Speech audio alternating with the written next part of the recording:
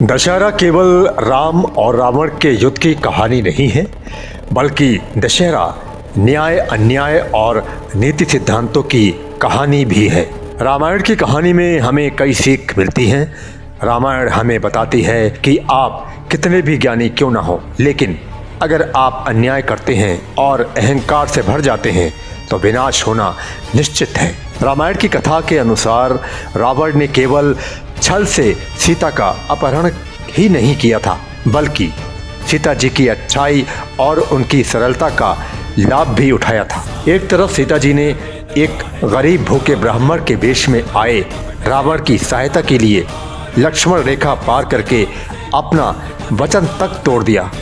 वहीं दूसरी तरफ रावण ने किसी के दया, सरलता या मनुष्यता का लाभ उठाया, जिसका दंड रावण को अंत में मिला।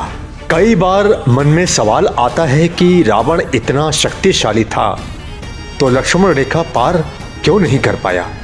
आइए रामायण कथा में जानते हैं इसका कारण और लक्ष्मण रेखा का रहस्य। लक्ष्मण रेखा का अद्भुत रहस्य क्या था? लक्ष्मण जी ने वनवास के दौरान ब्रह्मचर्य का पालन किया और प्रतिदिन भक्ति, योग, साधना किया करते थे, जिनसे उनके भीतर एक अद्भुत ऊर्जा का संचार हुआ। लक्ष्मण जी ने अपनी इसी योग और साधना की शक्ति से लक्ष्मण रेखा बनाई थी। लक्ष्मण रेखा के निर्माण में ऐसे दिव्य मंत्रों का उच्चारण किया गया था जिसका ज्ञान कई ज्ञानियों तक को नहीं था। इसलिए लक्ष्मण जी की ऊर्जा और ब्रह्मांड की ऊर्जा के समावेश से बनाई गई रेखा बहुत ही अद्भुत थी। साथ ही लक्ष्मण का प्रेम और समर्पण भाव ही उन्हें अद्भुत गुणों वाला मनुष्य बनाता था। इस रेखा को केवल सीता जी ही पार कर सकती थीं, क्योंकि वनवास के दौरान श्री राम और सीता जी ने भी इन्हीं नियमों का पालन किया था। लक्ष्मण जी समझ गए थे कि ये कोई माया है, पर सीता जी नहीं मानी। लक्ष्मण जी ने सीता जी को समझाने की कोशिश की, लेकिन सीता जी अपने फैसले पर अटल रहीं। अंततः सीता जी के आदेश पर लक्ष्मण जी श्री राम को ढूंढने के लिए निकल गए। लेकिन लक्ष्मण जी को देवी सीता की चिंता हुई कि अगर दोनों ही वन में चले गए तो कोई और मायावी राक्षस सीता जी को हानि पहुंचा सकता है। इसलिए उन्होंने जाते जाते कुटिया को गोलाई में घेरते हुए एक दिव्य रेखा का निर्माण किया, जिसे लक्ष्मण रेखा के नाम से जाना जाता है। मरते मरते अपने उद्देश्य में सफल रहा मारीच। प्रभु श्री राम को समझ आ चुका था कि ये कोई साधारण हिरण नहीं है, बल्कि कोई मायावी राक्षस है। इसलिए उन्होंने सोचा कि इस राक्षस को यूं छोड़ देना सही नहीं होगा। प्रभु श्री राम इस राक्षस की माया का अंत करने के लिए उसके पीछे दौड़ते रहे। आखिरकार प्रभु श्री राम का तीर मारीच को लग गया।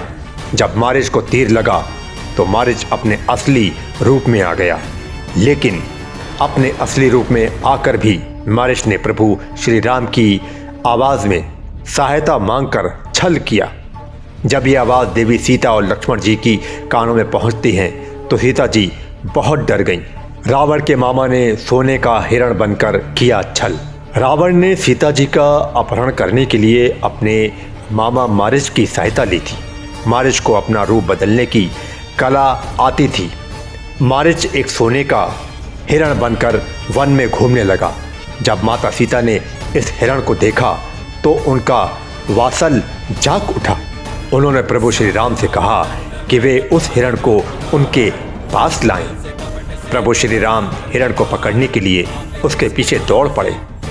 हिरण भागा जा रहा था और प्रभु श्री राम उसके पीछे पीछे भाग रहे थे। रावण शक्तिशाली होकर भी क्यों नहीं कर सकता था लक्ष्मण रेखा को पार। रावण को महाज्ञानी माना जाता है, लेकिन उसका अहंकार, अन्याय और असहायों के शोषण करने की प्रवृत्ति ने उसके प्रताप को कम कर दिया था। इसके साथ ही रावण स्त्रियों पर भी अत्याचार करता था और स्त्रियों का सम्मान भी नहीं करता था और अपनी पत्नी होते हुए पराई स्त्रियों के साथ संबंध रखता था। इसलिए उसके अंदर समाहित ऊर्जा नकारात्मक होती जा रही थी, जिस कारण से लक्ष्मण रेखा को पार करने की शक्ति रावण में नहीं थी। यही कारण है कि रावण भी ये बात जानता था कि अगर वो लक्ष्मण रेखा पार कर लेगा तो उसकी मृत्यु होना निश्चित है।